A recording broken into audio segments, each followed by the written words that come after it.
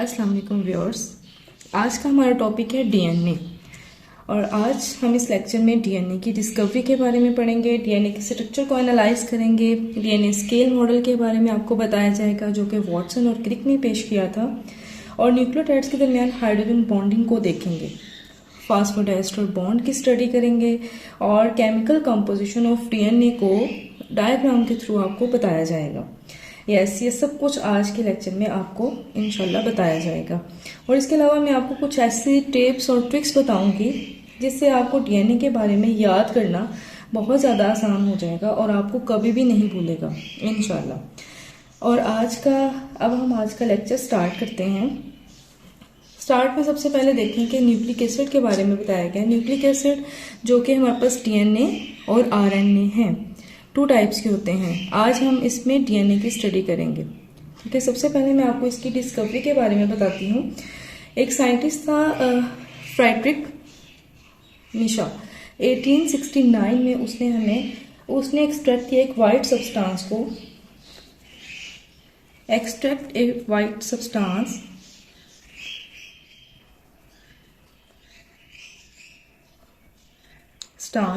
from the nuclei of human cells and fish sperm। चूंकि ये nuclei से उसने दरियाफ्त किया तो क्योंकि उसने ये सब्सटेंस न्यूक्लियस से डिस्कवर किया था, इसलिए उसका नाम उसने न्यूक्लियाइन रख दिया। डीएनए की नेचर चूंकि एसिडिक है, इसलिए उसने इसका नाम न्यूक्लिक एसिड रख दिया। तो ये थी इसकी नाम की हिस्ट्री और इसकी डिस्कवरी कि इसका नाम न्यूक्लिक एसिड क्यों है और ये कहाँ से। अब एक दूसरा साइंटिस्ट था पीएल लावेन। 1920s में इसने हमें स्ट्रक्चर ऑफ न्यूक्लिक एसिड के बारे में बताया। स्ट्रक्चर ऑफ न्यूक्लिक एसिड जो है उसमें उसने बताया कि हमारे पास 3 कंपोनेंट्स हैं, जिसमें फर्स्ट नंबर पे है पेंटोस शुगर, सेकेंड है हमारे पास फास्फेट ग्रुप और थर्ड है नाइट्रोजीनियस बेसिस। सबसे पहले मैं आपको जो है पेंटोस शुगर के बारे में बताऊंगी। 5 कार्बन शुगर है, राइबोस और डीऑक्सीराइबोस।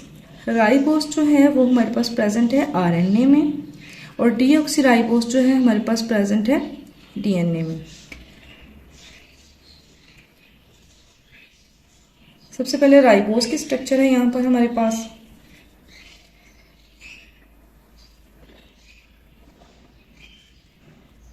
ये हमारे पास कार्बन आइटम्स हैं, 5 कार्बन्स। इसकी नंबरिंग अगर हम करें तो इसमें हम ऐसे करेंगे 1 2 3 4 5। यहाँ पर कार्बन फर्स्ट में ये है, इसके पास OH ग्रुप। सेकेंड में हमारे पास ये है, थर्ड में CH2OH। इस तरह डीऑक्सीराइबोस की अगर बात की जाए तो डीऑक्सी का मतलब है कि इसमें ऑक्सीजन जो है वो सेकेंड नंबर वाले कार्बन के पास नहीं है। इसकी देखते हैं स्ट्रक्चर।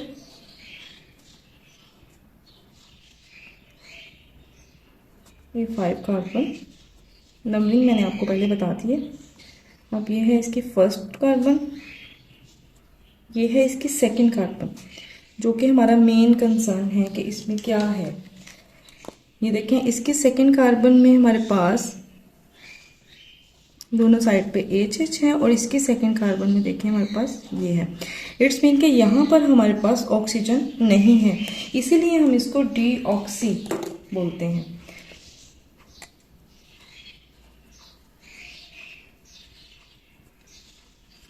OH।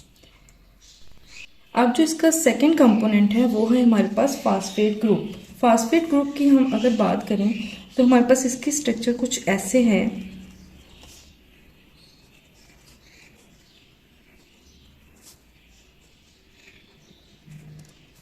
इसके ऊपर नेगेटिव चार्ज है, और ये नेगेटिव चार्ज ही इसी वजह से डीएनए के ऊपर ओवरऑल जो चार्ज है वो नेगेटिव होते हैं। और ये नाइट्रोजीनियस बेसिस के बारे में अगर बात की जाए तो हमारे पास 2 टाइप्स की होती हैं, प्यूरिन्स एंड पिरिमिडिन्स। ठीक है, प्यूरिन जो हैं वो है long and double ringed nitrogen bases, अब इसमें जो हमारे पास आ जाती है एडेनिन और गुआनिन, और इसमें पिरिमिडीन में आ जाती है साइटोसिन और थायामिन। अब यहाँ पर मैं आपको एक ट्रिक बताना चाह रही हूँ इनको याद करने के लिए, ठीक है। जिस तरह पायरिमिडीन है, देखिए इसमें वाई आ रहा है, और आप देखें साइटोसिन और थायामिन में भी वाई है, तो इसलिए ये इजीली हम इसको याद कर सकते हैं, ठीक है। एक तो हो गई ये ट्रिक आपके पास। अब सेकंड पे अगर हम देखें कि ये है डबल रिंग प्यूरिन, तो इसको हम कैसे, इसको जनरल डायग्राम इसकी बताने लगे हैं, हम इसको कैसे ड्रा कर सकते हैं। इसके पास 2 रिंग्स होती हैं, ऐसे इसकी डायग्राम हम बनाएंगे।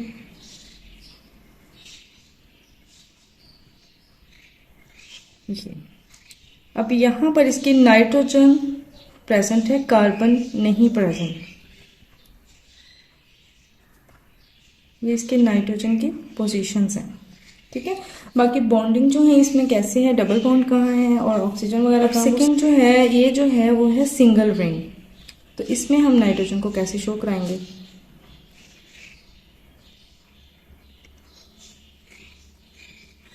इसका ये मतलब है कि यहाँ पर नाइट्रोजन होंगे, बाकी ये वाली पोजीशन पे कार्बन ही प्रेजेंट होंगे। वो कार्बन मैंने शो नहीं किए, लेकिन ये अब इसका मतलब है इसमें 1 2 3 4 इसमें कार्बन है और 2 इसमें नाइट्रोजन है। नेक्स्ट हम इसमें इसकी मिकदार के बारे में, इसकी अमाउंट के बारे में पढ़ेंगे।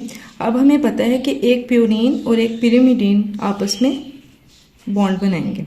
मतलब जैसे ए जो है वो टी के साथ बनाएगा, ठीक है, और इसी तरह जी जो है वो सी के साथ।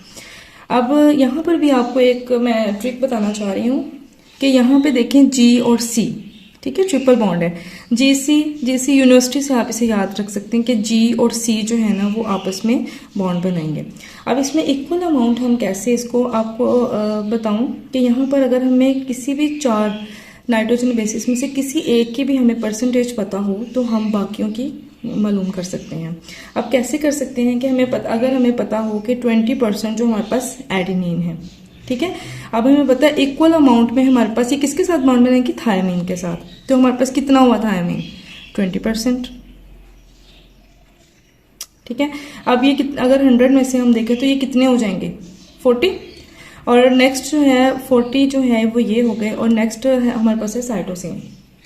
नेक्स्ट जो हम हमारे बनाएंगे वो जी और सी होंगे, तो वो क्या होंगे, हमें अब चाहिए 60, ठीक है। 60 का हाफ करें 30 प्लस 30%, तो ये हमारे पास आ गया। यानी इसका मतलब है कि हमें किसी एक की भी अगर परसेंटेज का पता है तो हम किसी की भी मालूम कर सकते हैं। अब इसकी स्ट्रक्चर की अगर बात की जाए तो ये मैंने कुछ पॉइंट्स लिखे हैं, डायग्राम के थ्रू आपको बताऊंगी इन पॉइंट्स को। अब सबसे पहले मैं आपको ये बताना चाहूँगी कि अक्सर लोग इसको डीएनए को ऐसे राउंड सा करके बना देते हैं, बिल्कुल वो कहते हैं ये राउंड होना चाहिए, तो ये बिल्कुल गलत स्ट्रक्चर है, ठीक है। अब मैं आपको बताती हूँ कि आप लोगों ने इसको कैसे बनाना है, ठीक है, क्योंकि ये एंटी पैरेलल हैं। आपने सबसे पहले इसको एक से स्ट्रैंड, ये देखें,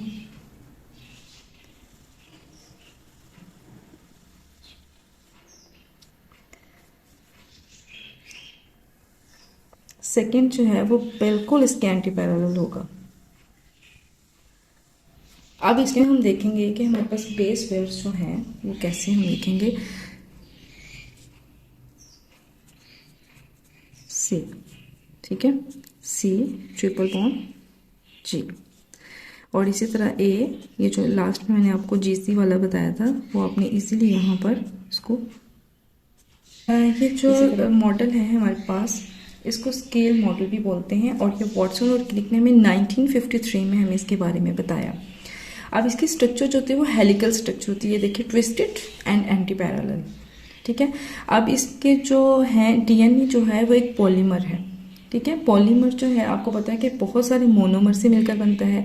अब इसमें हमारे पास मोनोमर क्या है, न्यूक्लियोटाइड, ठीक है, nucleotide plus nucleotide plus nucleotide, तो ये बहुत सारे न्यूक्लियोटाइड्स जो हैं वो मिलकर क्या बनाएंगे, पॉली न्यूक्लियोटाइड्स, यानी बहुत सारे न्यूक्लियोटाइड्स मिल जाएंगे इसमें। अब इसके अगर डायमीटर की बात की जाए तो ये हमारे पास इसका डायमीटर होगा, तो ये हमारे पास है 2 नैनोमीटर, ये पॉइंट भी आपने याद रखने हैं।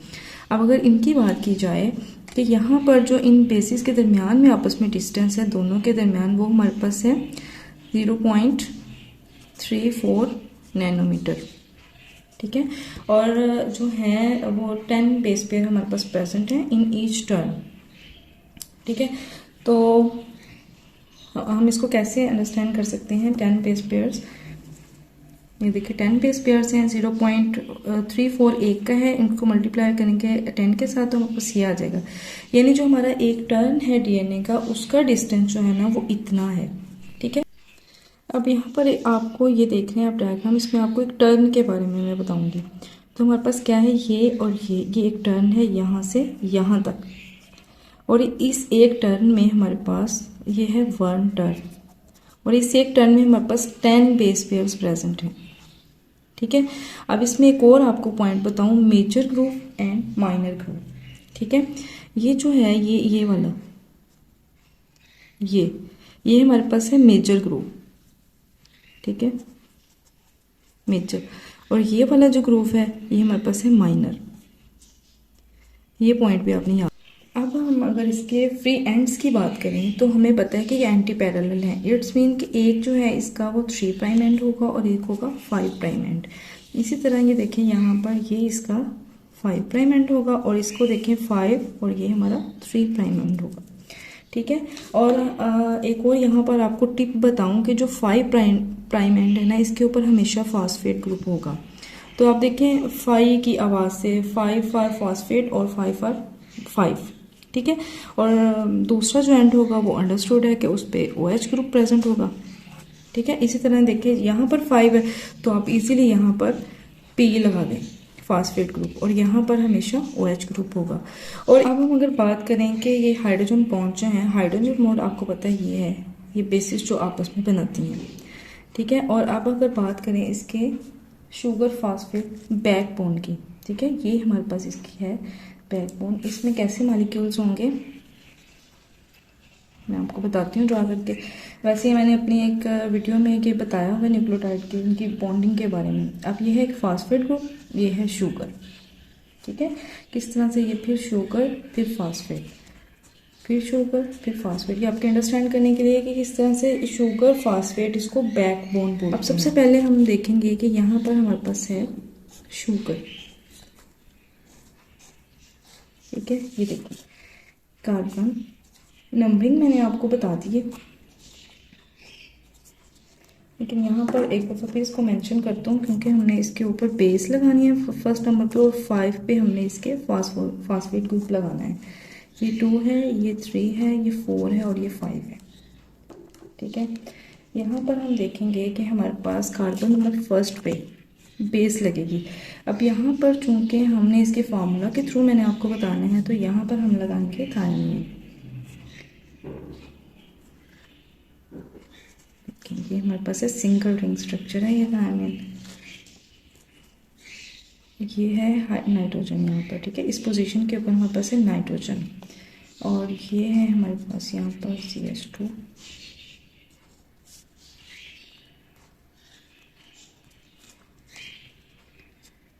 नाइट्रोजन है, नाइट्रोजन के साथ हाइड्रोजन है,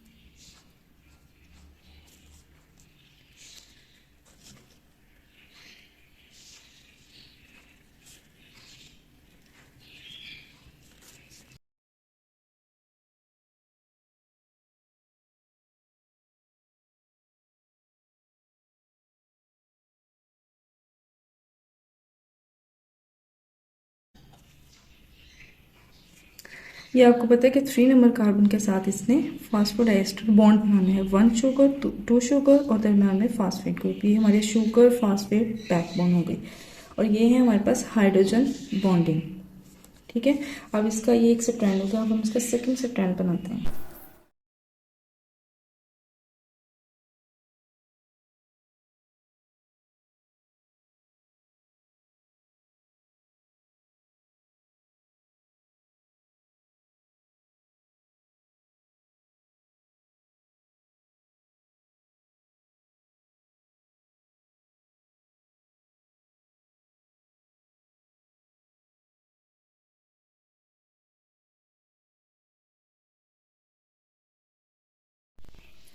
ये है इसकी इजी डायग्राम।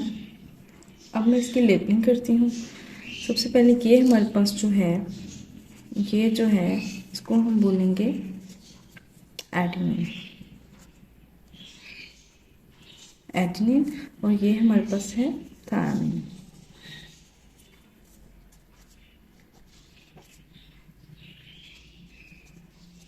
और हमें पता है कि इन दोनों के दरमियान जो है ए डबल बॉन्ड टी है, और ये दो डबल बॉन्ड जो है वो है हाइड्रोजन एटम, ठीक है। और ये हमारे पास आ गया साइटोसिन, और ये हमारे पास आ गया ये वाला इतना गवानीन, ठीक है। अब ये चूंकि 2 रिंग है इसलिए हम इसको क्या कहेंगे, प्यूरीन है। और ये हमारे पास है 2 रिंग स्ट्रक्चर, और ये हमारे पास होगी पिरिमिडीन। और ये मैंने आपको इसकी ट्रिक भी बताई है, पिरिमिडीन को हम कैसे याद रख सकते हैं, तो इसको प्लीज़ आप अच्छी तरह से याद रख लीजिएगा। ये है 1 रिंग स्ट्रक्चर, ठीक है। ये पिरिमिडीन है, 1 रिंग है। और ये जो हमारे पास हैं इनकी हम अगर लेबलिंग करना चाहें तो हम इसे करेंगे कि ये हाइड्रोजन बॉन्ड है, जो कि 2 बेस पेयर्स आपस में बनाती हैं, ठीक है। ये हमारे पास बेस पेयर्स हैं। अब अगर इस बात की जाए इसके ये बैकबोन की, तो ये हमारे पास है, ये शुगर है और ये फास्फेट है, शुगर फास्फेट बैकबोन इसकी होगी, ठीक है। इसकी हम अगर इस तरह से लेबलिंग करना चाहें तो हम इसको ऐसे बता सकते हैं कि ये जो हमारे पास है ना, ये सारी, ये हमारे पास है बैकबोन, ठीक है। इसके बॉन्ड को जिक्र कर देते हैं, इसके हम फास्फो डाइएस्टर बॉन्ड है हमारे पास, और ये स्ट्रॉन्ग बॉन्ड है, ये आपने याद रखना है, इसको स्टेबल रखते हैं। और ये जो है ये वीक बॉन्ड है, ठीक है, ये आपको पता होना चाहिए। अच्छा, अब इसकी अगर हम बात करें कि ये कैसे रन करते हैं, तो ये होगा एक इसका जो होगा स्ट्रैंड, वो होगा, ये हमेशा इसकी डायरेक्शन होगी 5 प्राइम टू 3 प्राइम डायरेक्शन। ये डायरेक्शन की बात हो रही है, ठीक है। वो जो मैंने 5 प्राइम और 3 प्राइम लास्ट में बताए थे वो इसके एंड्स थे, फ्री एंड्स थे, ये इसकी डायरेक्शन है कि किधर को ये ग्रो करता है। और जो सेकंड स्ट्रैंड होगा वो भी 5 प्राइम टू यानी 3 प्राइम ही मूव करेगा ये हमेशा, क्योंकि एंटी पैरेलल है। अगर एक 5 to 3 है तो सेकंड वाला 3 to 5 होगा। ये था इसकी ओवरऑल स्ट्रक्चर। उम्मीद करती हूँ कि आज का लेक्चर आपको बहुत इन्फॉर्मेटिव लगा होगा और इंटरेस्टिंग भी, क्योंकि मैंने इसमें आपको बहुत सारी ऐसी टिप्स और सीक्रेट्स बताए हैं जिनको आप याद करके आप डीएनए के स्ट्रक्चर को इजीली से याद रख सकते हैं और कभी भी भूलेंगे नहीं। अगर आप इस चैनल पे न्यू हैं तो इसको सब्सक्राइब कर दें और अपने फ्रेंड्स के साथ इसको शेयर करें इस वीडियो को। मिलते हैं अगली वीडियो में नए टॉपिक और नई ट्रिक्स के साथ। अल्लाह हाफिज़।